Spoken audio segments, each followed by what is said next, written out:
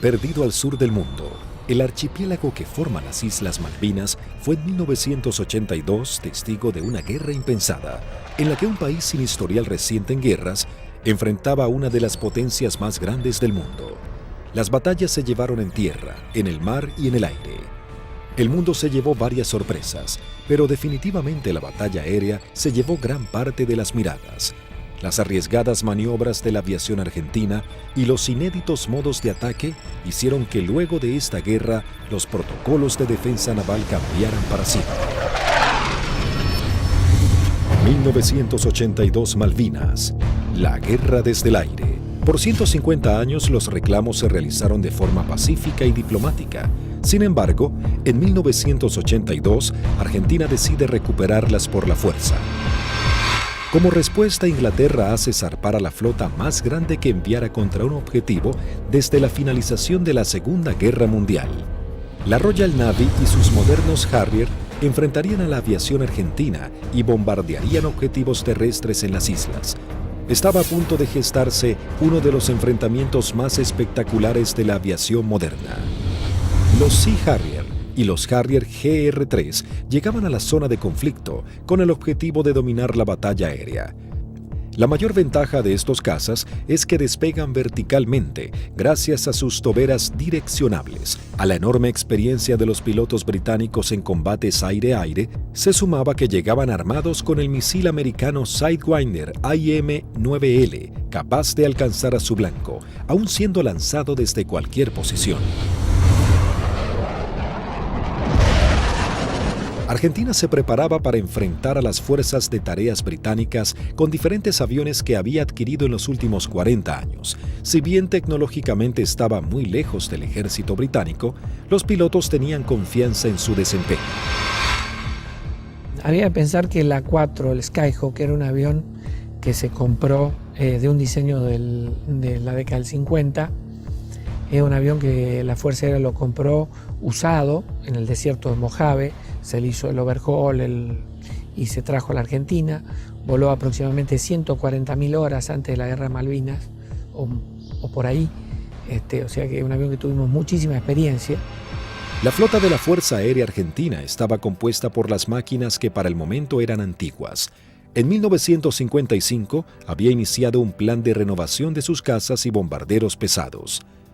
Los primeros que habían llegado al país luego de implementar esta política fueron los bombarderos Canberra, que para aquel momento contaban con un sistema de armas de vanguardia.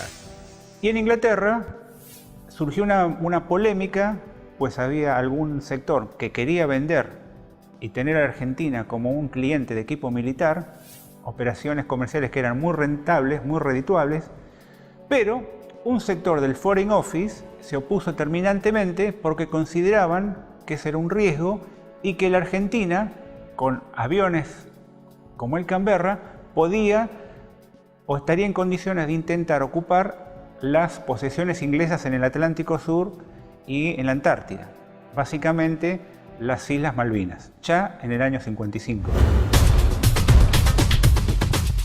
La mayoría llevábamos muchos años en la unidad, habíamos tenido un adiestramiento muy bueno, muy adecuado.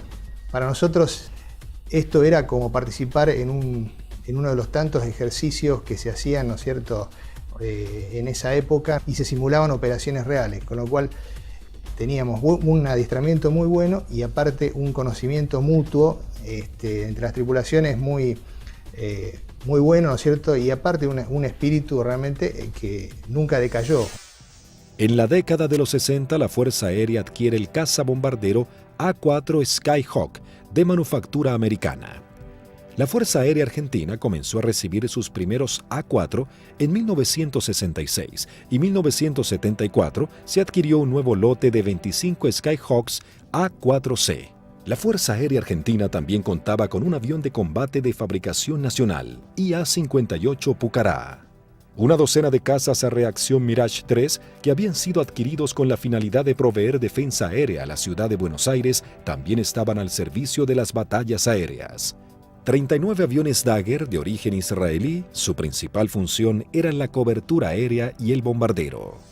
En 1972, la aviación naval argentina adquirió un lote de 16 Skyhawks A4Q, que fueron destinados a la tercera escuadrilla de caza y ataque con asiento en la base aeronaval de Comandante Espora. La tercera de caza y ataque con Skyhawk había desarrollado numerosas técnicas o tácticas propias para atacar naves a mar abierto. Era una unidad desde ese punto de vista muy experimentada y reconocida inclusive por su capacidad.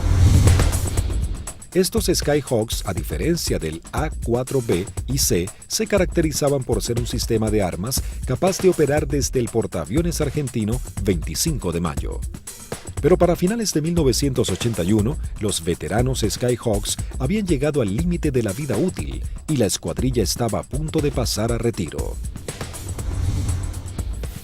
Estaba pasando la escuadrilla por uno de sus peores momentos de la historia. Mejor dicho, el peor momento de la historia. 7 de los 10 aviones que contaba la escuadrilla estaban fisurados. Y eso significaba el cambio de las alas para poder seguir volando con seguridad. Algunos se pudieron cambiar, 2 de ellos se cambiaron el ala, pero los otros, los menos afectados, volaron con el larguero fisurado durante todo el conflicto. Y con respecto a los cohetes eyectores de asiento, también se ordenó que mientras durasen las operaciones no se iban a considerar vencidos esos cohetes, así que volamos con los cohetes de eyección vencidos. Así que el material nos encontraba a principios del 82 con solamente 3 aviones en servicio y que podían volar gracias a que la Fuerza Aérea nos había facilitado en préstamo 3 cohetes eyectores de asiento. Eso sumado a las falencias que ya se veían arrastrando de a tiempo, como los cañones de 20 milímetros que se trababan y que nunca fueron cambiados como pedíamos por los cañones DEFA de 30 milímetros que tanto éxito habían tenido los israelíes con su incorporación. Siempre tuvo apoyo la escuadrilla, pero llegaba un momento de transición. La incorporación de los aviones superestandar significaba que se iba a dejar de operar este sistema de armas, donde una escuadrilla que se estaba formando recibía todo el apoyo y la otra escuadrilla que estaba cerrándose de alguna manera. Finalmente, la Armada Argentina acababa de adquirir una nueva tecnología francesa, el caza bombardero embarcado Super Étendard, capaz de lanzar el misil AM-39 Exocet concebido para ataques a unidades de superficie. La segunda escuadrilla de ataque, aeronaval de caza y ataque equipada con Super Étendard, era una unidad de élite de alta tecnología, pero que recién estaba recibiendo sus aviones y tenía como tarea desarrollar y aprender a utilizar este arma que era muy potente y que no tenía equivalente en la región. También se contaba con un lote de cazas a reacción Air Macchi 326 GB y Air Macchi 339, que tenían la capacidad de poder operar en terrenos desfavorables y pistas cortas. La Operación Rosario, cuyo objetivo fue recuperar el control argentino en las Islas Malvinas, se llevó a cabo en las primeras horas del 2 de abril de 1982.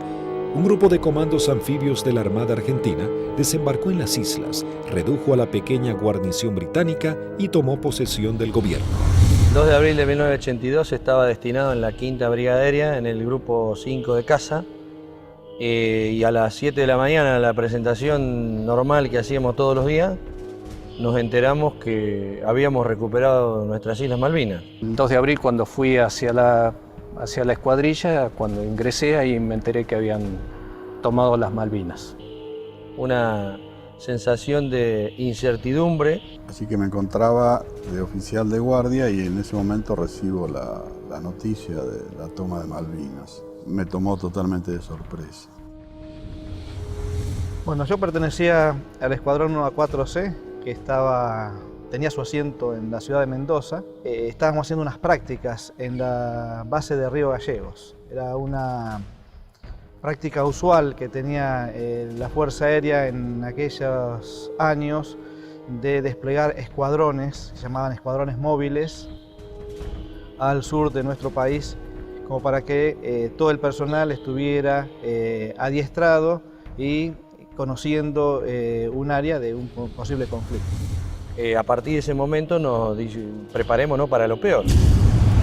Tras el estupor mundial y el fracaso en las negociaciones, el gobierno de Margaret Thatcher envía su flota al sur de Sudamérica. La Fuerza de Tareas Británicas estaban compuestas por diversas unidades de combate, portaaviones, destructores, fragatas misilísticas, submarinos, buques de asalto, logísticos y de desembarco. Sorprendentemente y ante la incrédula mirada del mundo entero, Argentina se preparaba para enfrentar militarmente a una de las potencias más grandes del planeta.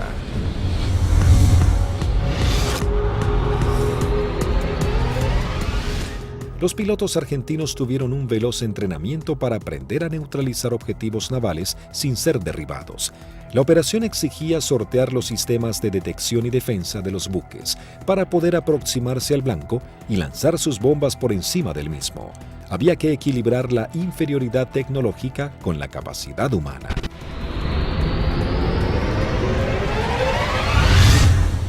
Empezamos a buscar la forma de suplir todas las deficiencias que en ese momento contaba el medio aéreo nuestro, que era la 4 Skyhawk. Y obviamente no teníamos contramedidas electrónicas para afectar tanto los radares como los lanzadores que poseían los británicos.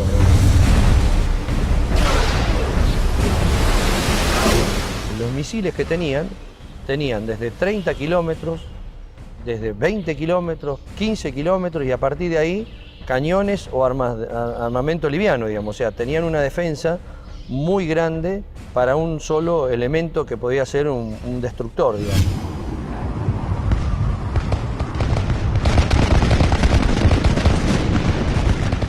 Entonces determinamos, con ayuda también de la Universidad del Sur, cuáles eran los niveles de vuelo que teníamos que realizar para poder volar bajo el lóbulo y no ser detectados por el radar. Eso nos dio a qué altura teníamos que estar en función de la distancia a donde podíamos encontrar el blanco. Y en la última parte, ya desde unos 50 kilómetros del blanco, teníamos que volar por debajo de los 15 metros, bastante pegados al agua, para no ser detectados por ese lóbulo. Dentro de los 20 kilómetros ya nos tomaba. Pero esa demora impedía que los sistemas de armas dirigidos por radar pudiesen apuntarnos con mayor anticipación y eso evitaba de alguna manera o demoraba la posibilidad de ser derribados. Los aviones debían volar a escasos metros del suelo, no más de 10 metros a velocidades que oscilaban entre los 900 y 1000 kilómetros por hora. La mayoría no poseía radares y las comunicaciones debían ser mínimas para evitar ser detectados. Las maniobras eran realmente arriesgadas, pero parecía ser la única forma de poder enfrentar a la moderna flota británica. El adiestramiento de vuelo rasante era complejo y arriesgado. En el mar no había ninguna referencia visual de la altura en que se encontraba. Los A4B y A4C no contaban con un radioaltímetro, instrumento fundamental que mide la altura en la que se encuentra el avión con respecto a la superficie del suelo. El instinto y el oficio pasaron a ser herramientas vitales para los pilotos. Durante la práctica le tratábamos de decir al guía que volara más bajo, hasta tanto perdiéramos la vista del horizonte mar y ya empezaba a entrar en el efecto suelo del mar, empezaba a cabalgar sobre la turbulencia que producía el aire, cerca del mar. El armamento que utilizaba la Fuerza Aérea estaba compuesto por diferentes bombas antiguas, paradójicamente de origen británico. Y nosotros usábamos una bomba inglesa, la NM65A1, de 1000 libras, una bomba de Labro Lincoln, inglesa, de demolición de manzanas, que la devolvimos con muchísimo cariño y sin costo, como decía alguno. Paralelamente a los entrenamientos y mientras la flota británica se acercaba más y más, la Armada comenzaba una carrera contra el tiempo intentando de poner en servicio 8 de sus Skyhawks. También los técnicos buscaban poner en funcionamiento los escasos misiles Exocet que habían llegado al país antes del retiro francés. Hasta ese momento esta tecnología solo había sido probada en polígonos de tiro por sus fabricantes. nos dan la orden de la posibilidad de poner a punto el diálogo entre lo que era el sistema nuevo del superestándar con el misil M39. Cuando conectamos todo aquí en el país, el sistema no funcionaba porque eran un avión con un corazón de la época del 80 con las valijas de test que eran de la época del 70. Había ingenieros que se dedicaban a desglosar todo lo que era la parte matemática, cómo traspasar distintas informaciones, y algunas de las cosas también se hicieron por ensayo y error. Se iba buscando como un candado a combinación, ¿no? Se iba buscando número por número hasta llegar al número ideal que el misil pueda leer la información del avión. Y bueno, eso nos llevó un tiempo, hasta que un día la valija que reemplazaba al misil nos da que el misil había salido y que todos los parámetros que habíamos colocado estaban incorrectos. Eso ya nos daba un alto porcentaje de seguridad de que el misil por lo menos recibía la información correcta.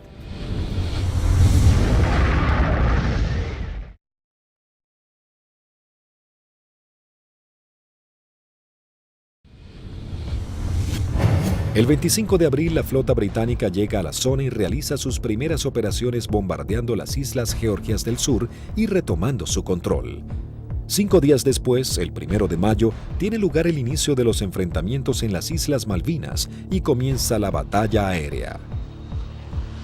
2 bombarderos Avro Vulcan británicos despegaron de las Islas Ascensión con la intención de dejar fuera de servicio la pista de Puerto Argentino.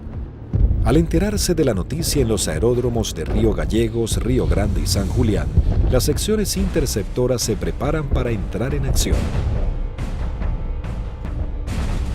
2 Dagger de la primera sección de Río Gallegos regresan al continente sin haber encontrado ningún objetivo. Una segunda sección de Dagger de la base de Río Grande es la primera en hacer contacto con aviones Harrier británicos. Al despegar hicieron contacto con el radar Malvinas, operado por la Fuerza Aérea Argentina. Con un alcance de 300 kilómetros a la redonda, se convertía en los ojos de los pilotos. A través de ellos podían saber qué aeronaves había en el teatro de operaciones.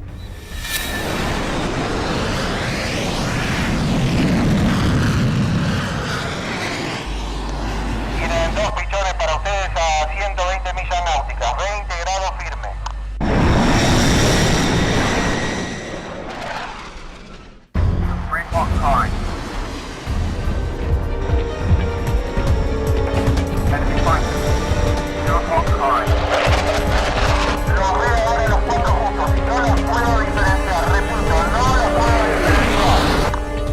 Los 4 interceptores comienzan a dar giros buscándose unos a otros, los argentinos con 22.000 pies y los Harrier 4.000 pies más abajo. Ahora los tienen a 9 millas de frente y a 1 milla del costado derecho.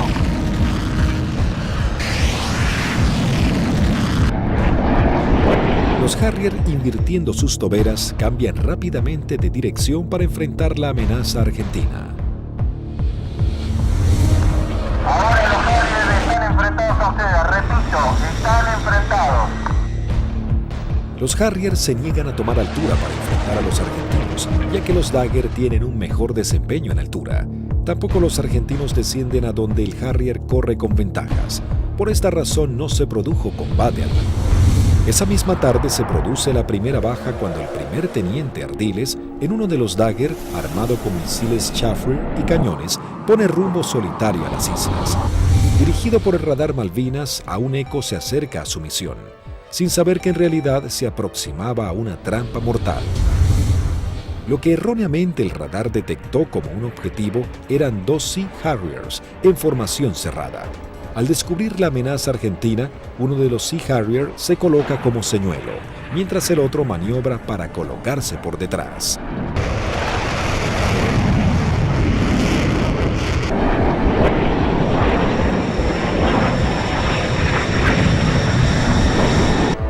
Ardiles se coloca en posición de disparo y lanza un misil Chaffee que es evadido por el piloto británico.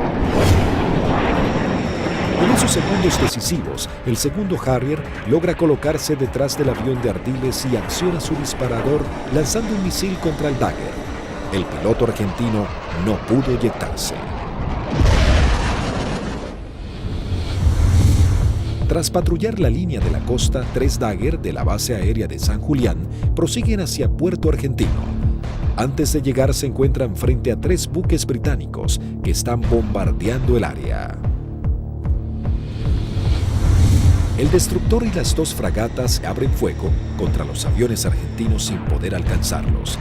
En ese momento el capitán Di Meglio lanza sus bombas sobre el destructor. Luego los Dagger inician el escape mientras una patrulla de Harrier va a su encuentro.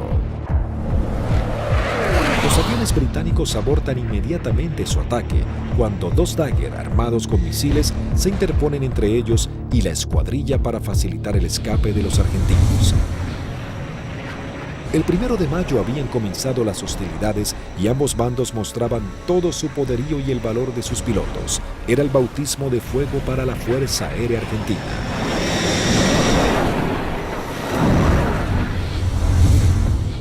La guerra aérea había comenzado con los primeros enfrentamientos. Los británicos centraban su base de operaciones en la isla Ascensión y desde los portaaviones Hermes e Invencible. El objetivo principal era inutilizar la pista de Puerto Argentino, así dificultar las comunicaciones entre la isla y el continente, comprometiendo las posibilidades de los pilotos argentinos. La pista fue desde ese momento uno de los blancos principales de los Vulcan y los Harriers británicos. La primera baja en la pista es el mismo 1 de mayo, cuando los Sea Harrier bombardean al Pucará del teniente Yukik, alcanzando a su piloto y gran parte del personal que trabaja en el lugar. Fue el primer contacto con la guerra en sí, digamos, ¿no es cierto? En definitiva, nosotros habíamos tenido ya el aviso que había sido atacado Puerto Argentino a eso de las 4 de la mañana, y a partir de ahí nosotros entramos a movilizarnos y tratar de sacar los aviones, porque la mayor debilidad era el momento de puesta en marcha. Es decir, uno estaba sentado y había gente que estaban apoyando en la puesta en marcha del avión, que también la inexperiencia por ahí, uno se pregunta por qué había tanta gente, pero todo con el ánimo de colaborar y que los tiempos para que saliera lo más rápido posible fuera corto.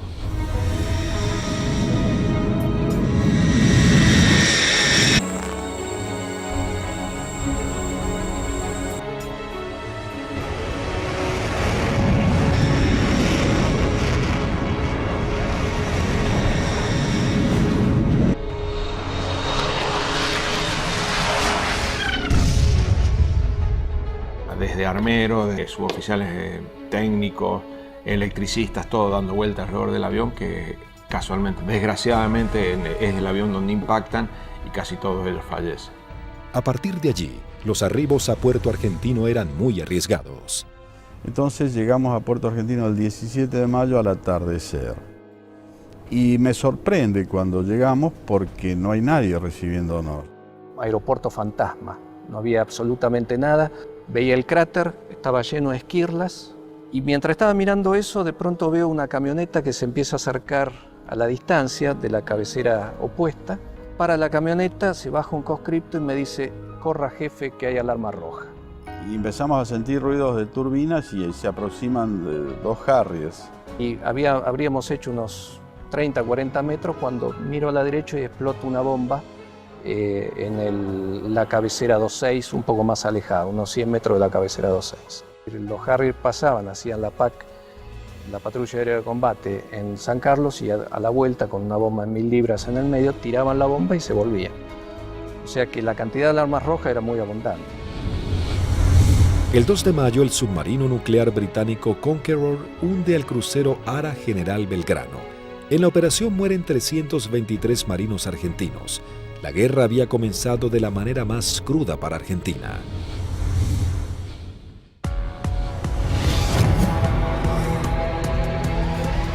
Mientras Argentina buscaba reponerse del hundimiento del crucero General Belgrano y los británicos comenzaban a familiarizarse con el lugar y el clima adverso de la región, la guerra del aire se encrudecía cada vez más. La Fuerza Aérea Argentina tenía el objetivo de diezmar lo antes posible a la flota británica y defender los objetivos en la isla que eran constantemente atacados. Los Harrier buscaban detener la acción de los pilotos argentinos y anular la comunicación entre el continente y Malvinas. La aviación naval contaba con que los servicios británicos de inteligencia habían descartado el uso del misil Exocet después de que el personal técnico francés se retirara de Argentina al inicio del conflicto. Por lo tanto, era una carta secreta con la que contaba Argentina. Tras semanas de arduas tareas, los técnicos navales logran hacer funcionar el misil. Para esto, los pilotos iban adiestrando en todo lo que era la parte operativa, ¿no? El lanzamiento del misil, el vuelo rasante, y nosotros trabajamos en la parte técnica. Una vez logradas las dos combinaciones, se le dio el ok que la escuadrilla estaba en condiciones de lanzar los misiles AM-39. El 4 de mayo, la aviación naval argentina pone a prueba por primera vez este sistema de armas. La segunda escuadrilla de caza y ataque monta una misión con 2 Super Etendard y un avión explorador Neptune y el apoyo de un reabastecedor Hércules de la Fuerza Aérea Argentina. El avión explorador Neptune detecta 3 contactos. Los 2 pilotos de los Super Etendard, tomando por sorpresa a los británicos, lanzan sus misiles contra el Sheffield. Bueno, ahí fue una satisfacción enorme porque todo el sacrificio arduo que habíamos hecho para poder poner a punto lo que era algo que nos parecía imposible había dado buenos resultados. La aviación naval argentina lograba hundir el primer buque británico y se convertía en pionera en la utilización de esta tecnología. El extremo entrenamiento comenzaba dando esperanzas a los pilotos argentinos. Tras días de bombardeos y cañoneos sobre los puestos argentinos en las islas, las réplicas de los soldados y los pilotos argentinos, los ingleses habían logrado interrumpir las rutas de contacto entre los puestos y la base argentina. La comida comenzaba a escasear en la vanguardia y el clima bajaba abruptamente. Los pilotos argentinos patrullaban el aire en busca del lugar exacto en el que los ingleses buscarían hacerse a tierra. Y a partir de ese 1 de mayo, a través de todas las acciones que realizó el escuadrón y los escuadrones de otros sistemas de armas, se iba degradando tanto el material como el personal, íbamos perdiendo camaradas en forma permanente. Entonces es como que el cerco se iba estrechando cada vez más. Finalmente, el 21 de mayo, comenzaba la última etapa de la guerra con el desembarco en la bahía de San Carlos. Con la colaboración del comandante Ewing Southby Taylor, quien conocía el lugar por haber prestado servicios en Malvinas, el general Jeremy Moore había decidido que ese era el lugar ideal para su desembarco. Los primeros avances de las lanchas de desembarco habían sido positivos, el lugar no estaba minado y parecía que sería un arribo relativamente sencillo. Pero con las primeras luces de la mañana, el teniente primero Carlos Daniel Esteban visualiza uno de los barcos y da aviso. Una Hermaki 339 de la aviación naval realiza un vuelo de reconocimiento por la zona.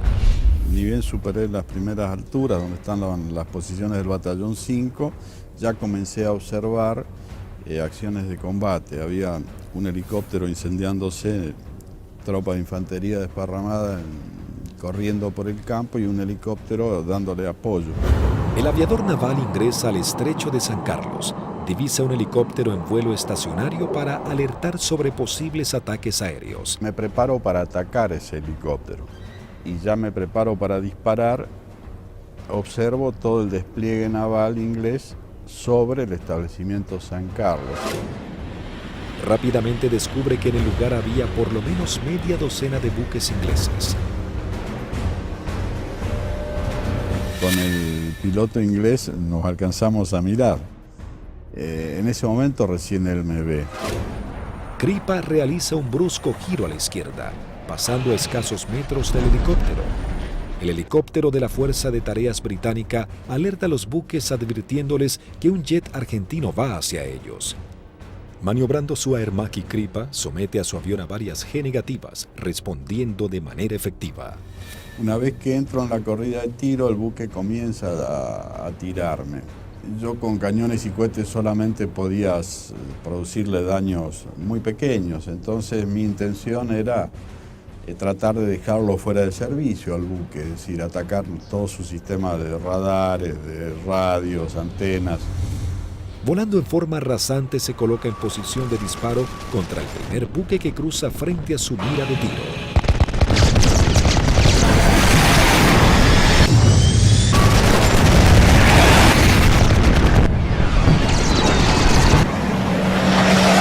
Tuve que recobrar muy fuerte mi avión con mucha fuerza para no pasar y cortar sus antenas. Una vez realizado el ataque Kripa, vuela entre medio de toda la flota británica. Las unidades ni los efectivos abren fuego por temor a impactarse entre ellos y el piloto argentino logra escapar. Entonces voy escapando sobre la península esta hasta salir del alcance de tiro de ellos y de ahí teóricamente tenía que volver. Pero pensaba que si volvía a Puerto Argentino y decía que había muchos buques, nadie iba a pensar que había la cantidad que yo había visto. Así que hice una órbita en ese lugar y en el anotador de rodilla que teníamos hice un croquis, posicionando los buques que yo vi en ese momento. Escuchamos que se aproximaba el Kripa con el avión. Yo cuando voy aproximándome pedí que fueran preparando armamento. Cortó motor y el avión seguía desplazándose cuando ya se había bajado y ahí comentó todo lo que había visto, muy a las apuradas obviamente. Me cargan en una camioneta y me llevan al comando a que yo pase la información que tenía. Tras su arribo al aeropuerto de Malvinas y pasar un informe detallado de la situación, todas las unidades aéreas de la Armada y la Fuerza Aérea Argentina se preparan para realizar ataques a los objetivos navales que se encuentran en la zona de desembarco. 30 minutos después llegó el primer ataque del continente compuesto de una formación de 6 Dagger. El objetivo es el Antrim. Una de las bombas no estalla y queda alojada en la popa de la embarcación. Así logran dejarlo fuera de combate. En este ataque también es averiada la fragata Broadsword con disparos de cañón.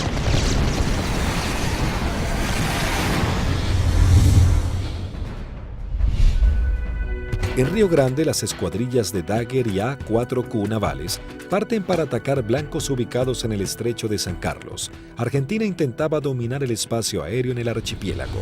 Había poco que hablar en ese momento.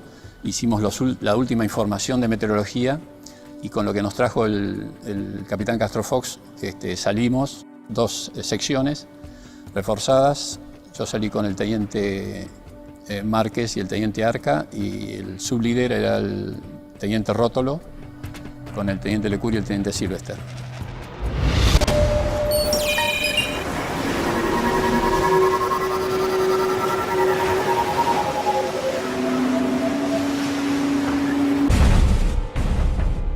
Tres Dagger logran atacar a la fragata Arden lanzándole sus bombas de 500 kilogramos.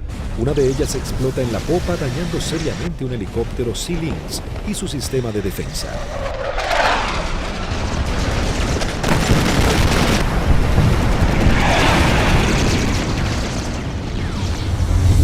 En ese instante, 3 A-4Q navales se aproximan en vuelo rasante a la bahía Ruiz Puente en búsqueda de algún blanco.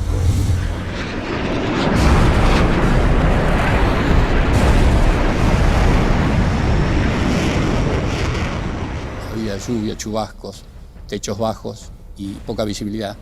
Condiciones totalmente desfavorables en caso de encontrarnos con algún buque inglés, porque su radar y su sistema de detección de blancos nos iba a ver y lanzar los misiles mucho antes que nosotros los viéramos a él.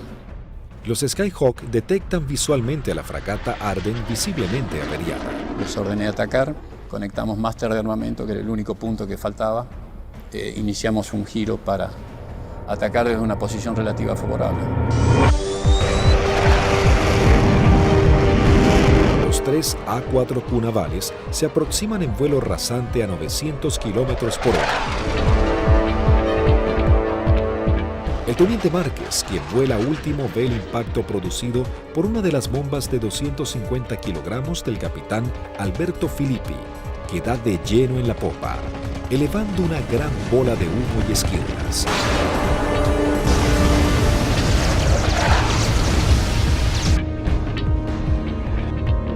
comienzo un giro hacia la izquierda y le digo a mis numerales que nos escapamos por la misma, quiere decir que regresamos a base por la misma. Dos Harrier que habían despegado del portaaviones Hermes para patrullar el área del sur del estrecho de San Carlos ven las explosiones sobre la popa de la fragata Arden e inmediatamente se lanzan en picada para prestar apoyo. Y escucho la voz del teniente Márquez que dice Harrier, Harrier.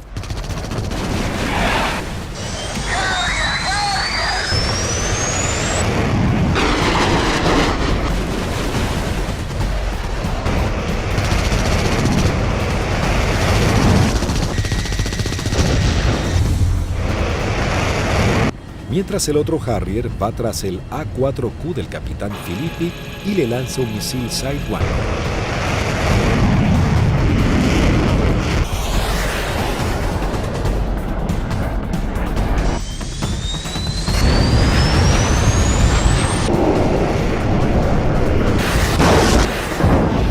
En ese momento escucho una explosión muy fuerte.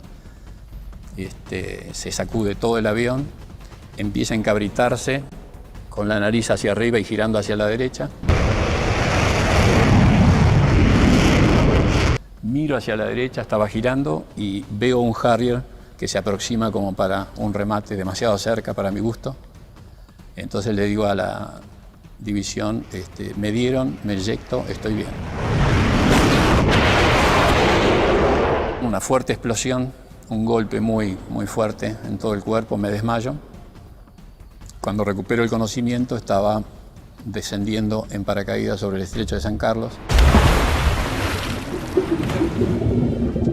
El impacto fue bastante más fuerte de lo que yo me hubiera imaginado. Tuve suerte porque el mismo paracaídas, una vez que entro en el agua, se acuesta y el viento lo infla y el viento mismo me sacan de abajo del agua y me lleva hacia la costa, ¿no? En la costa, bueno, llegué, estaba realmente agotado.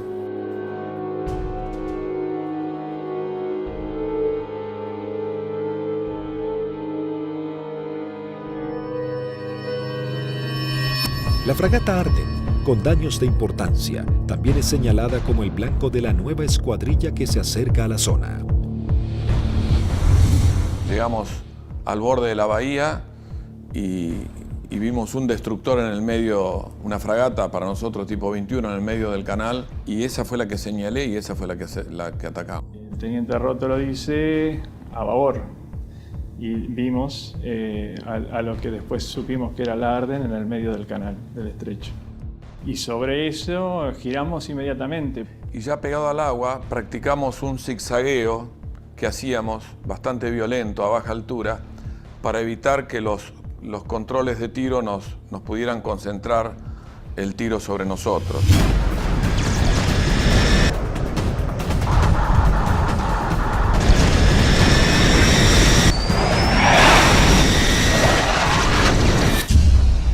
Lo que parece una eternidad antes tiene que ascender a 60 metros, 200 pies, nivelar el avión y empezar a hacer puntería si quiere que la misión sea efectiva. Yo vi que se inundaba el mar de piques y uno sigue con esa trayectoria, ya no tiene otra alternativa.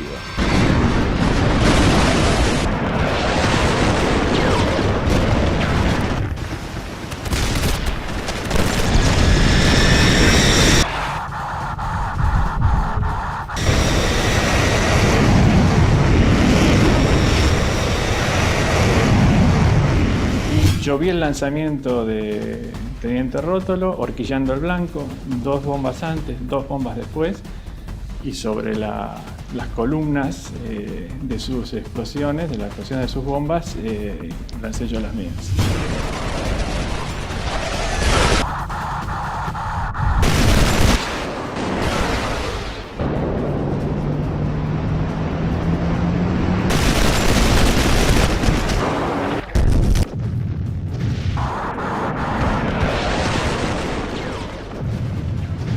Mientras lanzaba, intentaba no perderlo de vista, porque de hecho estábamos con combustible muy marginal y él tenía un equipo que yo no tenía a bordo, que era el BLF, que es un equipo de navegación y que le permitía una navegación precisa. Mi seguridad de hacer el camino más corto de regreso al aeropuerto era mantenerlo a él a la vista. A pesar de todo el fragor del ataque, alcancé a decirle: rompo por derecha y me voy por el morro del costado, y al poco tiempo un silencio y poco a poco fueron apareciendo. Primero Lecour, después Sylvester. Y ahí nos volvimos a juntar.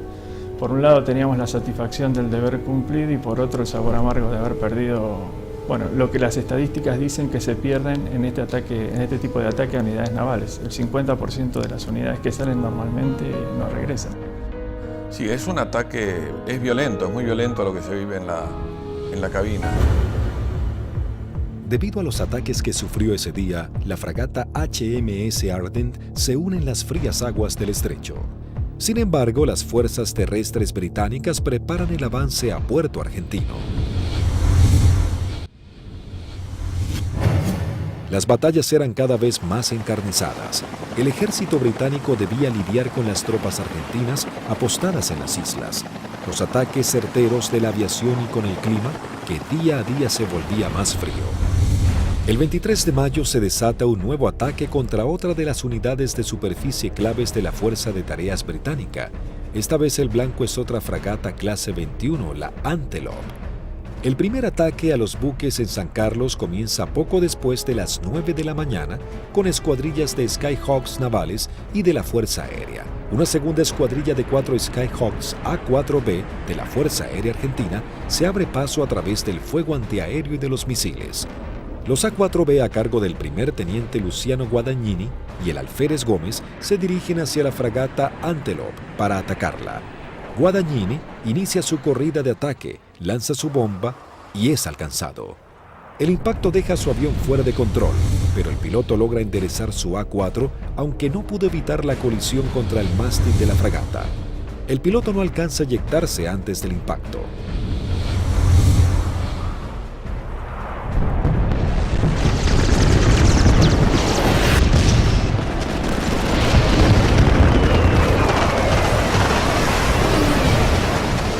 La bomba continuó su trayectoria y quedó alojada en la banda de estribor sin explotar.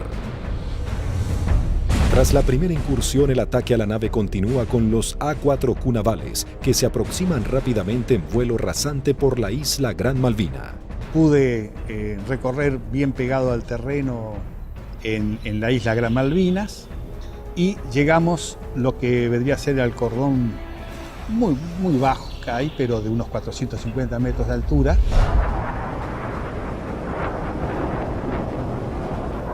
Tuve que descender para poder ir hacia la altura de lanzamiento, que son unos 100 metros, y el primer buque que vi en la bahía San Carlos era una fragata de tipo 21, tenía un helicóptero en popa, recuerdo, y me dirijo hacia ella como el primer blanco que había observado.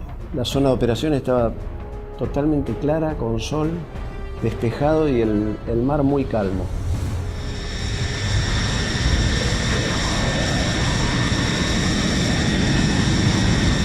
Todo era como en las ejercitaciones que siempre hacíamos con flota, un buque que simulábamos el ataque, el buque que nos apuntaba, pero esta vez en vez de apuntarnos tiraba también.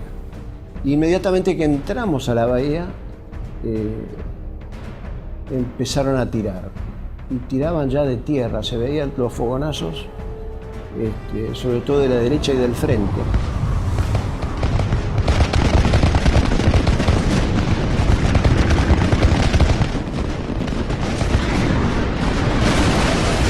Cuando estaba más cerca de la entrada a la bahía, puedo ver sobre la izquierda a un buque que era más redituable como blanco, porque era un buque grande de tipo logístico. Así que cambié el arrumbamiento para seguir sobre este buque. En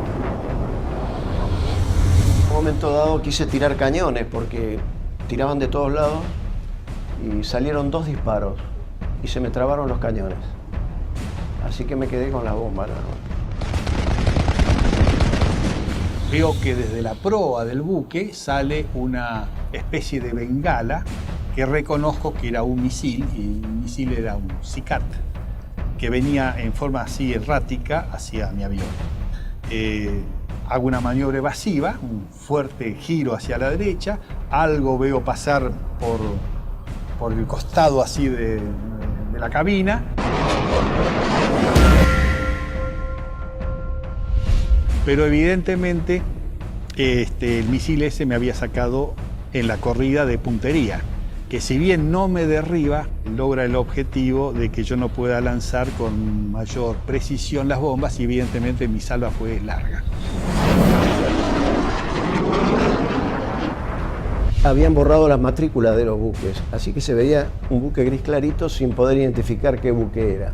Cuando paso lanzo, eran 2.000 libras de peso que largaba en un instante, el avión hace una cabreada, quiere subir, impido que subo y cuando miro adelante estaban tirando de todos lados.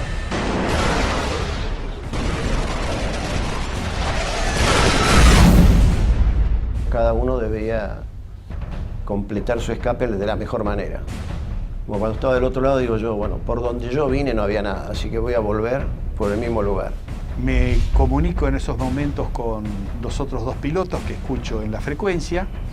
Se los escuchaba contentos porque, bueno, estábamos regresando. Yo aterricé, controlé normal el avión, no tuve ningún problema. Cuando llego al extremo de pista, aterriza su bizarreta, pero él venía con las 2.000 libras de bombas, revienta una cubierta en el aterrizaje y se empieza a ir de pista. Y ahí se eyecta y, bueno, fue una eyección fallida. Termina falleciendo a raíz de la eyección. Así que cuando salgo a los 600 metros, tenía la pista adelante, me dicen que aterrice del lado derecho, le pregunto por qué, me dicen que aterrice del lado derecho nuevamente, reafirman y bueno, cumplo esa orden de aterrizada sobre el lado derecho y en la carrera de aterrizaje veo que había un A4 que estaba en pilón, apoyado sobre la nariz, en el tren principal de la nariz y sin la cabina.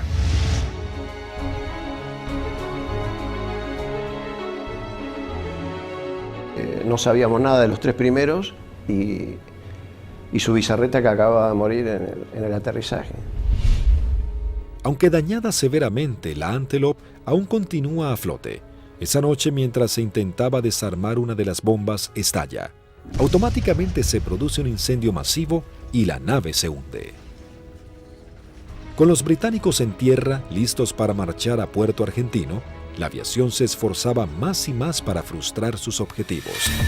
Por las noches, los Canberra arrojan bombas pesadas para hostigar blancos en las áreas donde las tropas británicas poseen puntos fortificados de artillería, logística y puestos de mando. Se usó la táctica, digamos, del tiro a gran altura, pero auxiliado por el radar.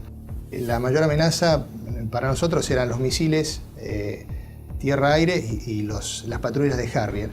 En la última oportunidad que tiramos sobre Monte Kent, el radar nos avisa de que se estaban acercando una patrulla de Harrier y nos fue dando las posiciones relativas, o sea, nos avisa que estaban a 25 millas, nosotros hacemos el tiro, realizamos la maniobra evasiva, a partir de allí le damos al avión la máxima velocidad posible, ¿no es cierto? Vemos que se acercan hasta 20 millas y luego empezamos a perder, digamos, a ganar distancia con respecto a los Harrier, con lo cual esa fue una amenaza concreta que no llegó a acercarse a la distancia de tiro.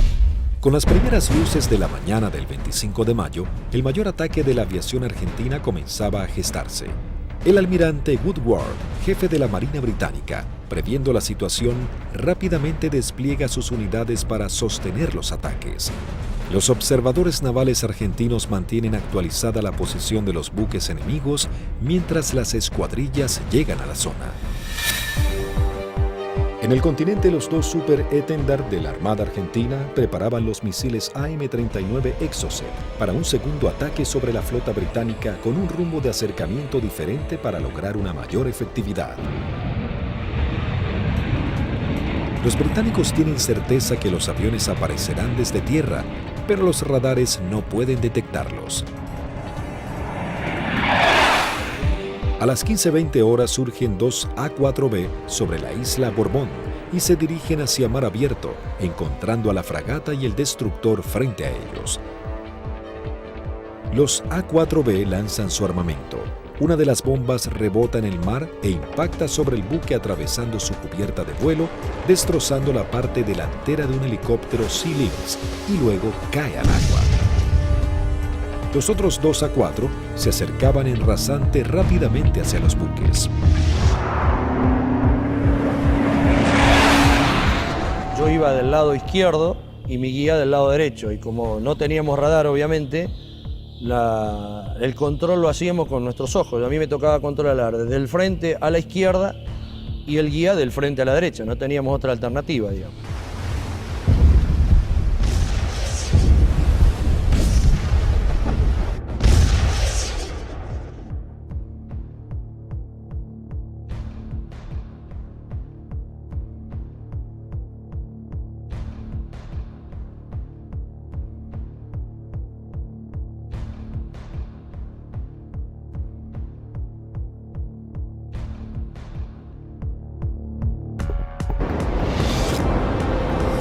Inmediatamente el guía pone viraje brusco a la izquierda, dejando sin opción a Barrio Nuevo de tener que elevarse para esquivarlo entrando en el área de tiro del radar, que al estar en automático, inmediatamente lanza un misil Sea Dart.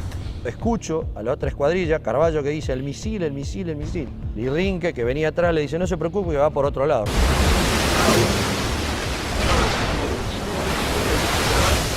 Claro, no iba para ello. Salía hacia la derecha para nuestros aviones, digamos, y para mis aviones. El misil Sea Dart necesita un tiempo para nivelarse e ir tras su blanco. Como los aviones argentinos ya estaban muy cerca del blanco, lograron pasar por debajo sin que éste pueda derribarlos. Dije, bueno, ahora por tiempo no me va a alcanzar más, porque yo iba aproximadamente a 950 kilómetros por hora y el misil iba ya a 1.6, 1.8 de Mach, hasta que girara y todo, aproximadamente volaba, calculan alrededor de 1 minuto, 1 minuto 10. No nos alcanzaba más, digamos.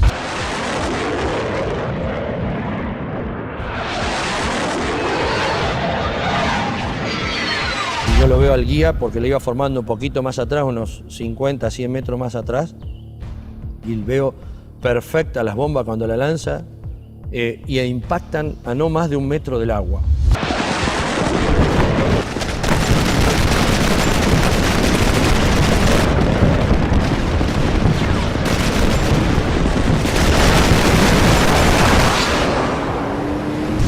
De inmediato se desata un incendio incontrolable. Corte de las comunicaciones, electricidad y pérdida completa del control de la nave. Cuando aterrizamos en Río Gallegos, estaban columnas de mecánicos, los primeros 200, 300 metros con banderas, saludándonos. Dijimos, yo pensaba, mirá que bien, estaban festejando el 25 de mayo, digo, contento que volvemos los 4 aviones, espectacular, bárbaro. Y cuando vamos a la plataforma para estacionar, vemos que hasta que el jefe de escuadrón viene a recibirnos y algunos pilotos. Yo no entendía nada, y yo como era el último avión, yo no me preocupé. Y cuando bajo, el jefe de escuadrón me maltrató. ¿Qué hizo? ¿Qué hizo usted, Alfredo? Yo le digo, el avión está en servicio, le digo, puede volar, no lo rompí, no hice nada. Le digo, está bárbaro. No, pero ¿qué hizo? Y ya me agarra de la solapa, eso no me lo olvido más. Así de la campera, de lo que le quedaba del chaleco salvavidas, y le dice, ¿pero qué hizo, señor? No sé. Me despeiné en el vuelo, le digo, estoy desilustrado, no tengo ni idea. No, ¿qué hizo? Acaban de hundir un buque en 20 minutos. 19 hombres sucumben inmediatamente en el ataque y se hunde 20 minutos después de ser alcanzada. Al mismo tiempo que los A-4B de la Fuerza Aérea ponen rumbo al continente, un Hércules de la Fuerza Aérea Argentina reabastece al este de las Islas Malvinas a 2 Super Étendard de la aviación naval. Ellos ya están preparados para un nuevo ataque con misiles Exocet.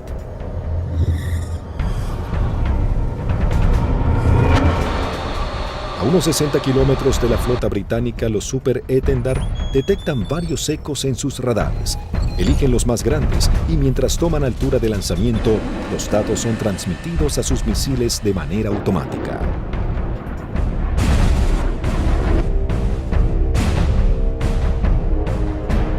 Una vez en vuelo, el misil es autónomo. ya tiene los datos del objetivo cargados en su memoria y se dirige a casi el doble de la velocidad del sonido a escasos metros del agua.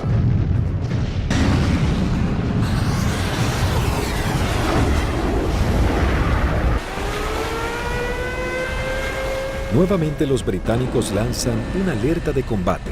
Los navíos ordenan despegar helicópteros con equipos para señuelos antimisil.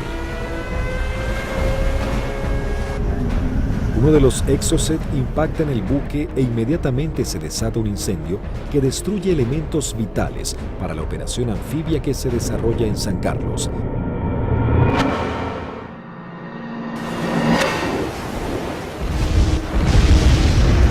El buque es abandonado y se hunde unos días después. Si bien el daño infligido sobre la flota británica era considerable, cada vez la resistencia argentina estaba más doblegada en las islas. La guerra llegaba a su nivel más desesperante con las bajas temperaturas. Las tropas británicas se preparaban para avanzar por tierra. Sin embargo, los soldados argentinos apostados en las islas no cedían posiciones y los bombardeos aéreos azotaban a la flota británica. Las fuerzas argentinas, visiblemente cercadas en Darwin, resistían con el apoyo de la aviación. El 28 de mayo se proyectó atacar a las posiciones inglesas con los aviones IA-58 Pucará, que desde el 21 de mayo estaban asentados en Puerto Argentino.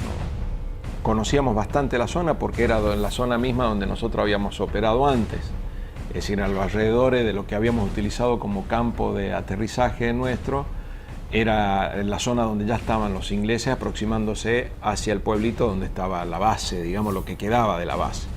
Yo alcanzo a ver algo que se mueve, levanto y hago una ráfaga de cohetes, siento una voz en la frecuencia de mi radio que me dice desde tierra en Darwin, siga tirando que están ahí, siga tirando que están ahí. Y ahí empiezo a sentir dos disparos también que me empiezan a impactar en el avión. El Pucará, si tiene alguna cosa, es la maravilla del gran poder de absorción de impactos, digamos, porque la manera que yo sentía que me pegaban, digo, me van a desarmar el avión. Yo trato de salir, como los impactos que me pegaban eran casi todos del lado derecho, quiero virar el avión hacia la izquierda y ahí el avión ya no me responde. Bueno, entonces ahí tomo la decisión de eyectarme. Muy bajo, yo ya estaba, creo que no más de 15, 20 metros del suelo. La sensación de estar colgado en un paracaídas no la tengo porque fue como si hiciera un salto desde un techo al suelo, porque fue todo demasiado rápido.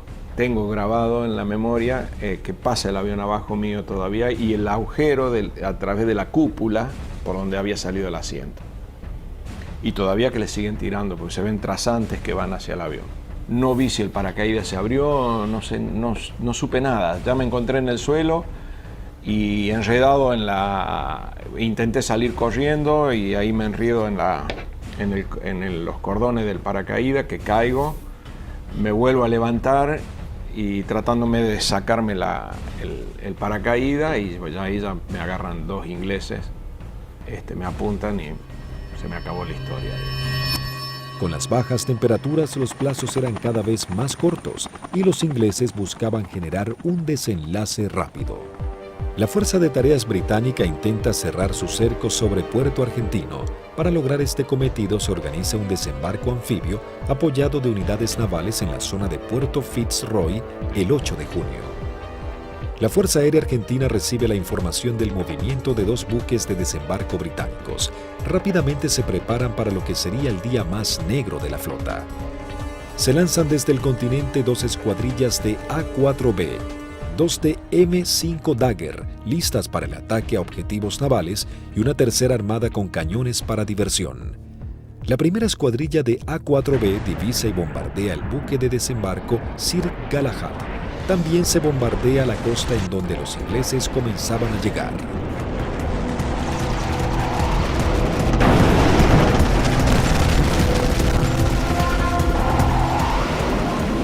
La Fuerza Aérea Argentina, sabiendo que ha logrado impactar en los buques de desembarco, redobla su apuesta y envía una escuadrilla de A-4C y 2 A-4B para bombardear las posiciones terrestres en la cabeza de playa.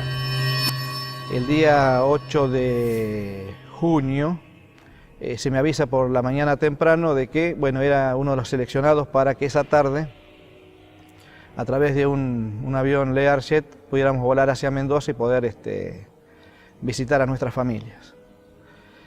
Pero claro, antes de poder alcanzar esa meta había que realizar una misión, entonces todo cambia un poquito el ángulo de cómo uno está viendo esa misión. Por supuesto que nadie hablaba, ¿no? Todo en ese momento estaba muy consustanciado con sus cosas íntimas, recordando a la familia, bueno, recordando a algunos camaradas que también habían caído. Así que bueno, uno ya, ese es el último momento que uno tiene como para pensar en uno mismo y en pensar en sus familiares. Siempre nos despedíamos de los compañeros que se quedaban y el abrazo era interminable y como si fuera la última vez, ya que no éramos kamikaze como nos dijeron, sino que teníamos conciencia de los riesgos y que las chances siempre eran muy escasas para sobrevivir. Una característica que teníamos siempre en nuestra unidad es que el personal de mecánicos que preparaba nuestros aviones y armaba nuestros aviones se ponía siempre al costado de ambos lados de la pista, con banderas argentinas, con los trapos con que limpiaba el avión, con lo que tuviera, con la campera, como para saludarnos y darnos ánimo. A las 15 horas parten hacia las islas las primeras 2 escuadrillas de A-4B compuestas por 3 aviones cada una. Por diferentes inconvenientes, deben regresar 2 aeronaves al continente y debido a que solo un avión cuenta con el instrumento navegador, se juntaron todos quedando una formación de 4 Skyhawks. Previo abastecimiento, llegaron hasta las islas, donde descendieron a escasos metros del mar para no ser detectados. Aquí fue la primera complicación que observé. Al hacer control de combustible antes de entrar en la zona de combate, me di cuenta que había uno de los tanques externos que no me había transferido todo el combustible de ese tanque, con lo cual ya el combustible que tenía sabía que no me iba a alcanzar para regresar al continente. Pero como estábamos muy próximos a la zona del ataque, decidí continuar. La sección ingresa a la isla Soledad con una formación escalonada sorteando la variada geografía del lugar para evitar ser detectados por los radares. Los pilotos saben que no cuentan con el factor sorpresa y que serán recibidos con un intenso fuego antiaéreo. Realmente dantesco, a pesar de que ya teníamos todos experiencia de que nos tiraran, pero era dantesco ver la cantidad de proyectiles 20 milímetros, 30 milímetros, artillería antiaérea y misiles de diversos tipos. Los A4 sobrepasan las defensas aéreas y se dirigen rumbo a Bahía Agradable. En ese momento sucede algo inesperado para Sánchez. El numeral 4 lo sobrepasa, quedando él en 4º lugar. Inmediatamente yo traté de acelerar mi avión para volver a tomar la posición que yo tenía inicialmente en la formación. O sea, trataba de alcanzarlo a Vázquez pasándolo por la derecha. 2 Sea Harrier del Escuadrón 800 giran en círculo sobre Fitzroy. Uno de los pilotos ve aproximarse un avión en vuelo bajo desde el sudeste e inmediatamente le avisa a su compañero. En ese momento, no sé por qué razón, se me ocurrió darme vuelta a la izquierda de mi avión y mirar detrás del avión. Y lo que se veían eran impactos de proyectiles atrás de mi avión, inmediatamente en la cola, y se levantaban surtidores de aguas, varios piques detrás de mi avión. Sánchez, sin saber quién era su atacante, decide continuar con su maniobra para lograr colocarse tercero en la formación. Cuando está sobrepasando al alférez Vázquez, Bolsan, el líder, encuentra al lanchón de desembarco saliendo del seno Choi Seul.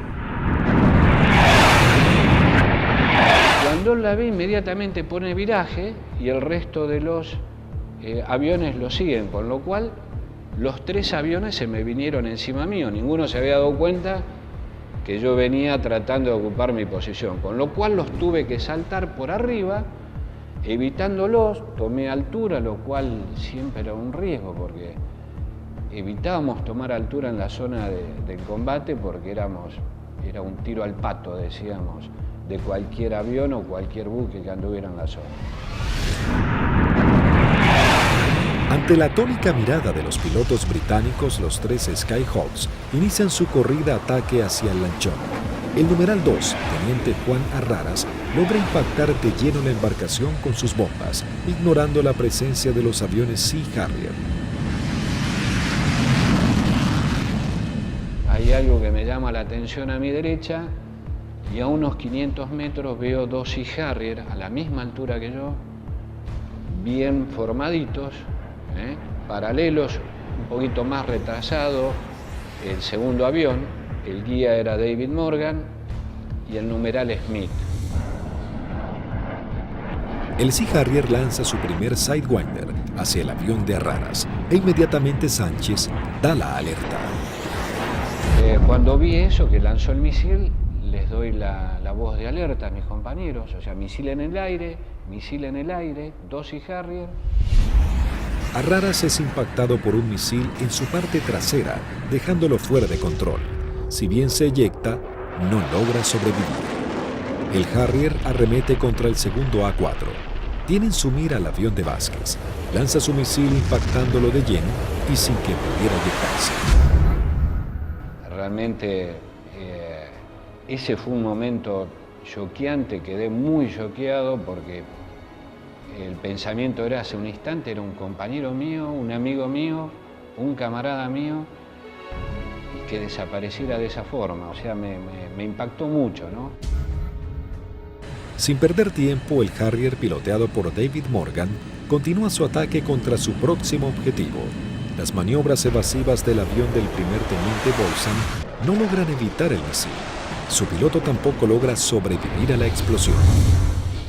Y al volver a entrar en conciencia, inmediatamente fui a buscar los 2 Sea Harrier, ya que yo estaba expuesto también a recibir un ataque. No los vi donde estaban últimamente, en la última posición.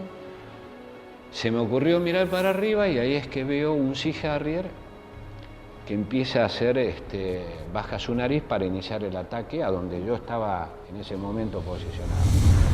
Tras el ataque, el único A4 sobreviviente, en inferioridad de condiciones para entrar en combate, decide desprenderse de todo el peso extra y emprender un escape pegado al mar acompañado de maniobras evasivas. Estaba realmente muy estresado, muy choqueado, con lo cual había cosas que estaba descuidando, entre ellas el combustible.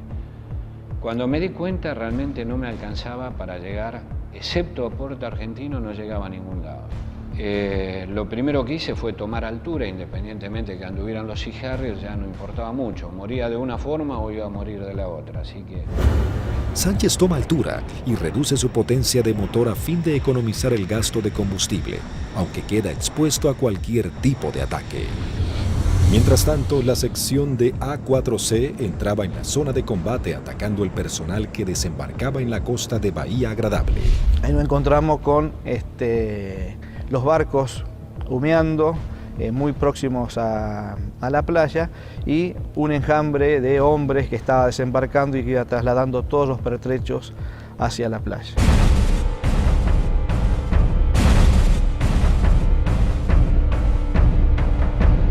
A partir del momento en que nos visualizaron, comenzaron a disparar tanto con armas livianas como con los misiles Blue Pie, que son misiles transportados por un hombre.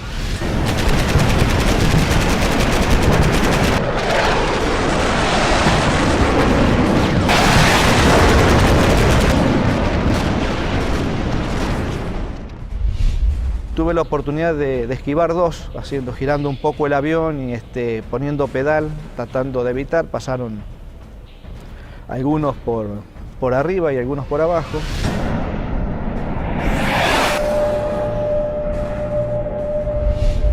Siento también una explosión en la parte delantera de mi avión, que bueno, puede ser algún misil que me haya tocado, pero pude seguir operando, lancé las bombas y en el momento en que giro a la izquierda veo a mi numeral que está escapando hacia la izquierda con una luz roja que lo está siguiendo. Cuando gira hacia el otro lado veo al numeral del capitán Caffarati también con otro misil en la cola y le vuelvo a gritar, pero hace caso omiso, pero era a través o por el problema que yo tenía de mi equipo de radio. El Skyhawk del teniente Sánchez se encontraba expuesto en altura, con sus cañones trabados y sin combustible para llegar a la base. Toda su escuadrilla había sido derribada y no había sobrevivientes. De la decisión del piloto podría salvarse, caer prisionero o congelarse en medio del mar. Mientras tanto, en algún lugar sobre el océano Atlántico, el teniente Sánchez decide arriesgarse e ir en busca del Hércules reabastecedor, descartando la idea de regresar a las islas para eyectarse y ser tomado prisionero. Cuando vamos camino al reabastecedor, escucho la voz del, en aquel momento, el teniente Sánchez, el Pipi Sánchez, que había sido uno de los únicos sobrevivientes del ataque anterior. Tenía una última oportunidad, si el reabastecedor, el avión Hércules, se había quedado en la zona, me quedaba una chance más. Con lo cual le hice el llamado en la frecuencia de reabastecimiento, me contestó. Las comunicaciones eran dramáticas porque yo estaba desesperado, así que le pedí por favor que si me podía ayudar, necesitaba reunirme con él y que me diera combustible. Él me daba indicaciones de posiciones geográficas, pero yo al no tener mi equipo de a bordo, porque solamente algunos aviones lo transportaban, no tenía forma de ubicarlo geográficamente. Escuchar la voz de él en forma casi desesperada, llamando al avión Hércules reabastecedor para que lo pudiera alcanzar. La tripulación era el vicecomoro Cano y el capitán Rubik. Realmente, si le debo la vida a alguien es a ellos. Siempre digo que son mis segundos padres. La situación era que la última vez que vi el indicador de combustible no me quedaban más de 400 litros, que prácticamente no da para nada, realmente no daba para nada. Con lo cual dejé de verlo porque lo único que hacía era producirme más estrés por no estar acoplado al Hércules. La tripulación del Hércules, en un gesto heroico, se aproxima bastante a las islas y le da la tranquilidad de decirle, quédate tranquilo, pibe, que ya estamos yendo para allá.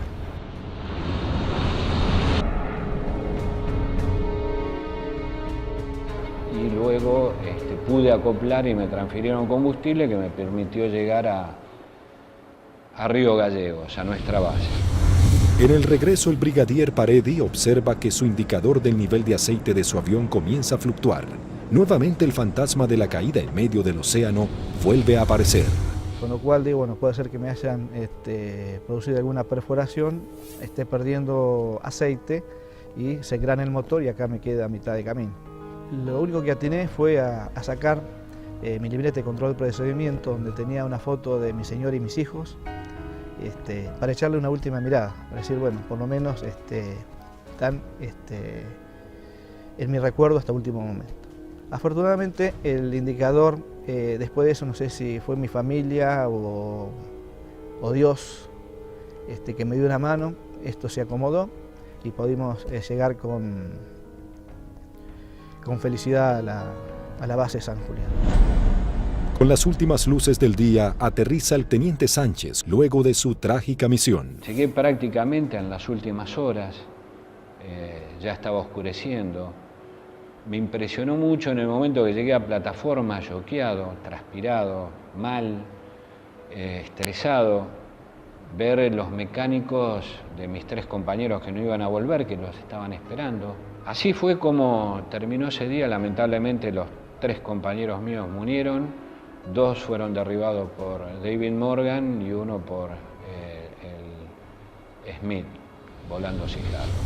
Habían logrado detener un desembarco clave para las fuerzas de tareas británicas, las misiones cada vez más peligrosas y dejaban en claro el poderío de la aviación argentina.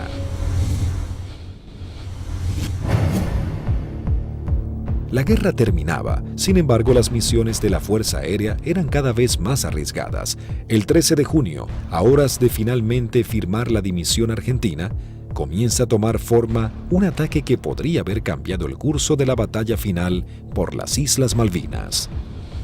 El día 13 de junio, que fue ataque objetivo terrestre, en principio cuando comenzó el conflicto del Atlántico Sur, los pilotos teníamos cierta aprehensión a los ataques a objetivos navales, ¿no? Porque la fragata tenía de todo para defenderse.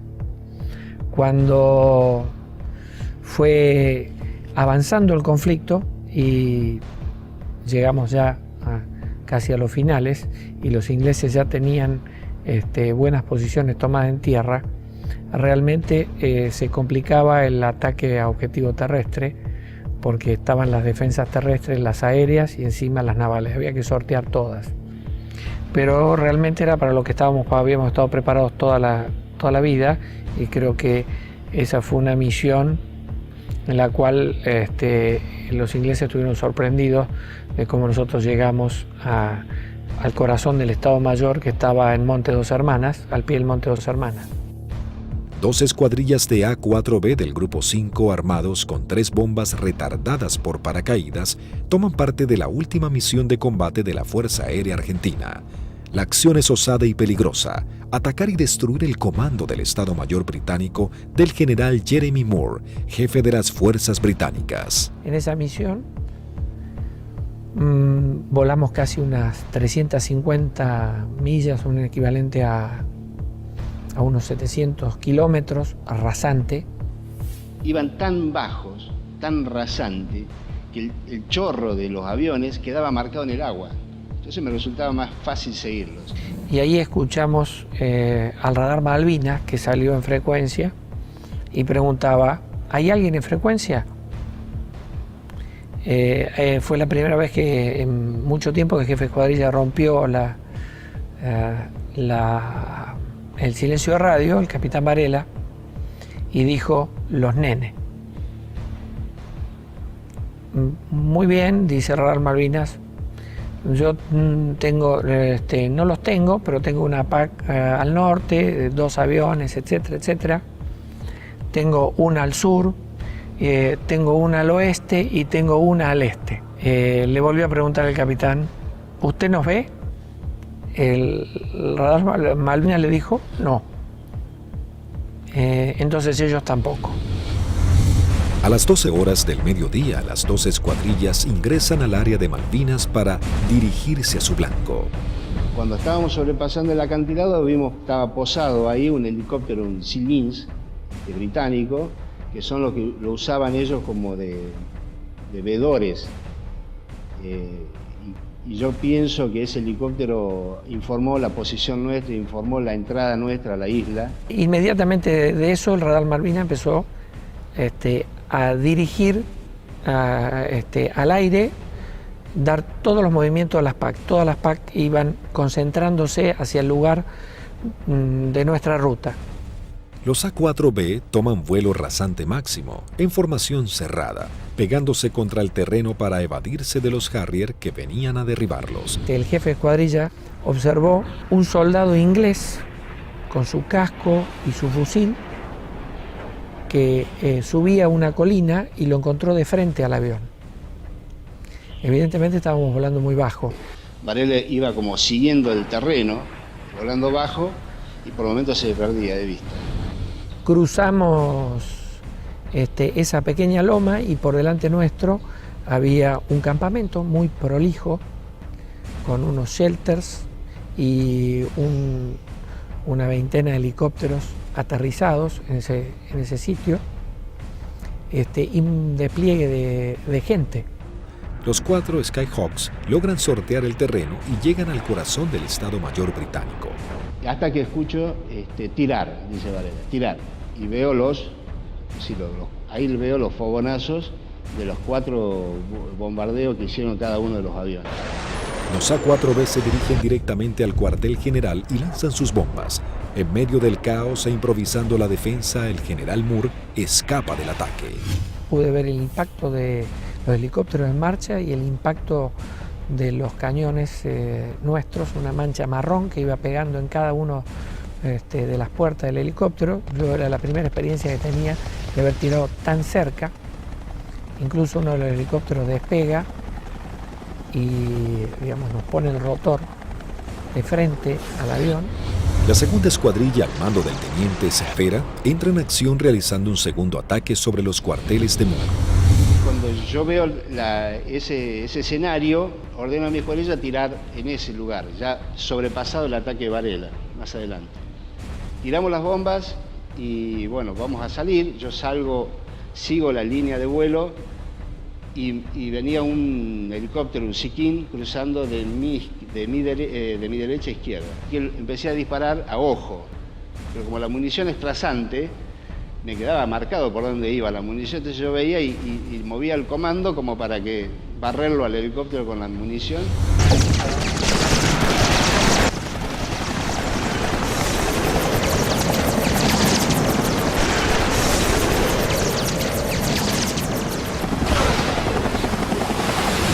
Y ahí mi numeral, que venía acá, a la izquierda mía, de Lepiane, me dice, él ve el lanzamiento de un misil que me venía hacia mi avión y me pide, me dice, por derecha, Tuco, por derecha.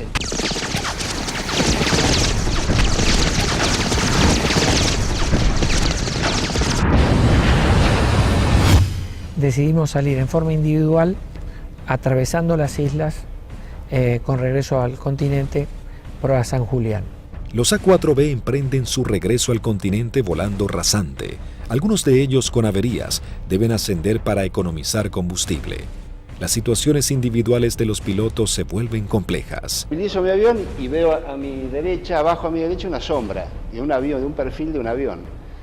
Uy, es un Harrier.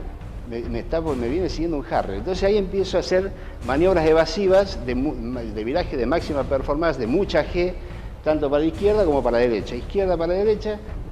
Y cada vez que nivelaba el avión, veía, estaba la sombra. Yo digo, pero este Cristo no se va. Digo, ¿cómo hago para sacármelo de encima? Miraba por el espejo, miraba por el otro espejo, miraba para atrás, parecía una lechuza, daba la vuelta a la cabeza así, miraba por un lado, miraba para el otro y estaba la sombra ahí. Era mi avión, era la sombra de mi avión. Empecé como a tranquilizarme, yo mismo me hablaba, me decía, tranquilízate Tuco, porque así no podés seguir, no podés, estaba muy nervioso, estaba como que por el momento temblaba, no sé, una sensación muy rara de ese momento vivido ahí. El numeral 2 de la escuadrilla que nos seguía empezó a perder combustible, notar que perdía combustible en forma muy grande, ese fue el alférez de Lepiane. Otro momento terrible de esa misión, cuando el piano me pregunta si qué hacía. Imagínate, el alférez me dice que voy al reabastecedor o me eyecto en la isla.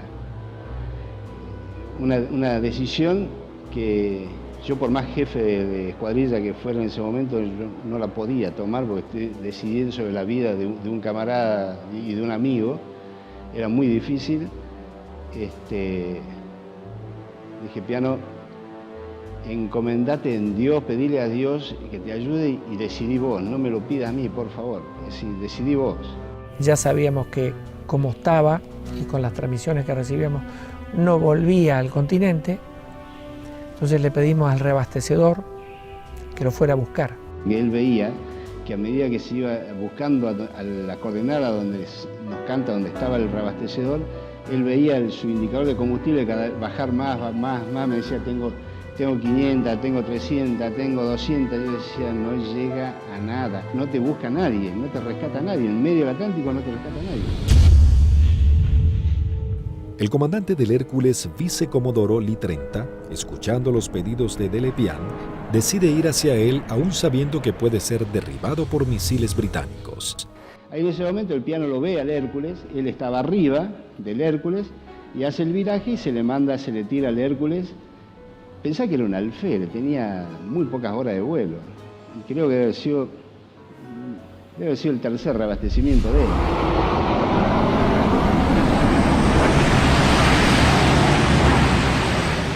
Ahí el reabastecedor se arrimó a las islas en un acto de arrojo terrible, ascendió, lo buscó, lo encontró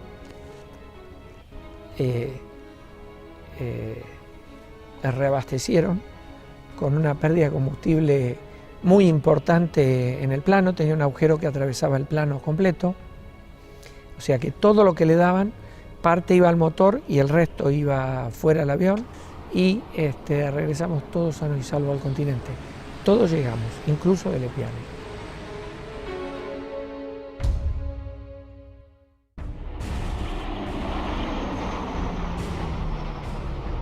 Ese fue un factor importantísimo en el desarrollo de la guerra, el tema del reabastecimiento. Nosotros estábamos muy compenetrados y nos entendíamos muy bien con los pilotos, las tripulaciones de Hércules, y fue uno de los secretos mejor guardados de la guerra y en la cual le dio la posibilidad de éxito a muchas misiones de la Fuerza, fue que los ingleses nunca pudieron encontrar dónde hacíamos los reabastecimientos. Buscaron por todos lados, nunca encontraron un Hércules haciendo reabastecimiento. Las misiones extremadamente peligrosas en las que se embarcaban los pilotos eran los últimos actos heroicos de una guerra que ya llegaba a su fin. El 14 de junio de 1982, las tropas británicas finalmente ingresan en Puerto Argentino y se firma la rendición argentina. El general Mario Benjamín Menéndez, jefe de las guarniciones argentinas en las islas, le informa a su par británico que solo puede responder por sus unidades en Malvinas.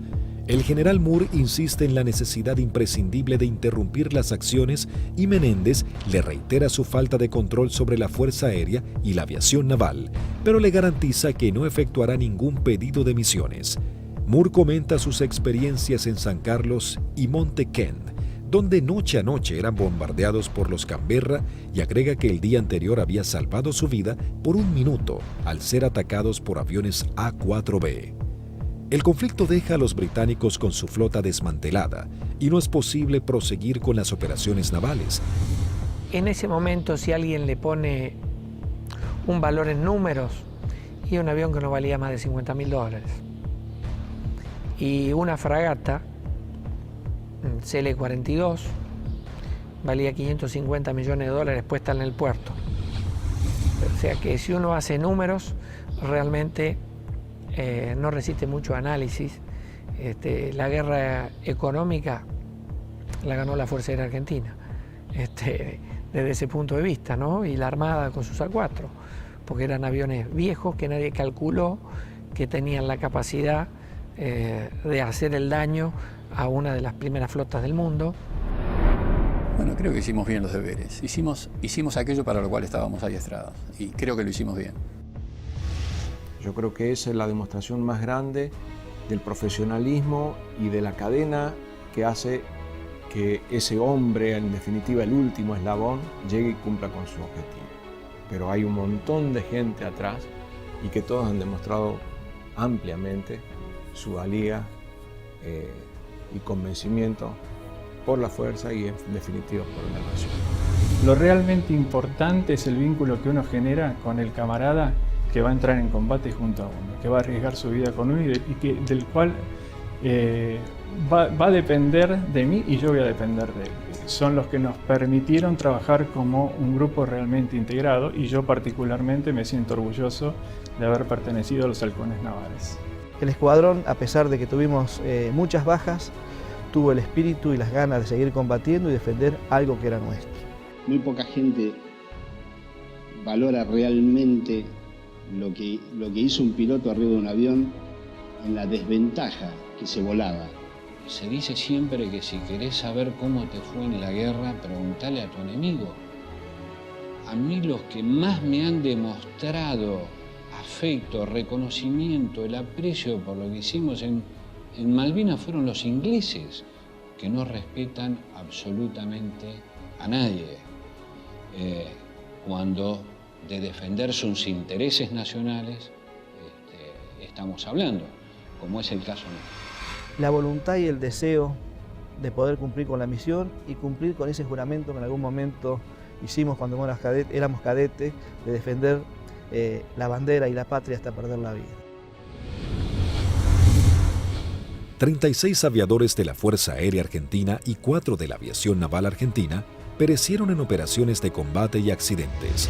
Los que más hay que resaltar de lo que fue la participación de Argentina en Malvinas, hemos dejado grandes hombres, padres de familia, dieron su vida, que es lo más caro que hay, para defender ese interés nacional, y no lo tengamos en cuenta y no lo resaltemos. Creo que es lo fundamental. Primero y fundamental, el mejor recuerdo para aquellos que dieron todo, que es fundamentalmente la vida de aquellos que no volvieron. Es el gran honor para mí de haber compartido haber conocido héroes vivos. Eso yo creo que es el mayor honor que he tenido, que me ha permitido la vida. Un joven típico, entusiasmado y comprometido con amor a la patria. La verdad que, como lo dicen a veces en las historias, bueno, ese era Márquez. Lo tenía todo, generoso, bondadoso, valiente. Y bueno, y le tocó este combate que lo hizo con mucha dignidad. La verdad que para nosotros es un símbolo en la escuadrilla. Márquez era subordinado mío en operaciones, así que era un excelente amigo y un gran profesional. A él le tocó quedarse como custodiando nuestra soberanía. Pero yo siento que su vida, aunque fue muy corta, fueron apenas 29 años, él vivió una vida muy plena. Fue tras un sueño, que fue volar, y lo logró, lo alcanzó. Y durante todos estos años lo necesitamos, sobre todo su familia, su esposa Graciela y sus 2 hijos, Andrea y Lucianito, que no alcanzó a conocer, no había nacido todavía cuando él fue para las Malvinas. Y si yo tuviera que decirle algo, le diría: misión cumplida, querido hermano. Allá están y nos siguen esperando. Malaver, sigue esperando Bustos, Gavassi, Nívoli, Ibarlucea, Arrarás, Vázquez, Bolzán, todos nos están esperando. Así que es un dolor que todavía uno lo está tratando de superar, a pesar de los 27 años. El conflicto de Malvinas dejó un sabor amargo, pero marcó la impecable profesionalidad de los pilotos argentinos, quienes con tecnologías claramente inferiores y algunas que ni siquiera habían sido probadas, lograron dar batalla y sorprender al mundo con maniobras y estrategias de combate que jamás se habían utilizado. Si Argentina la recupera, será por la vía diplomática, con inteligencia, con trabajo. Es como se lo explico a mis hijos. Malvinas, con toda la calma del mundo, significa la persistencia de la necesidad de recuperarlas.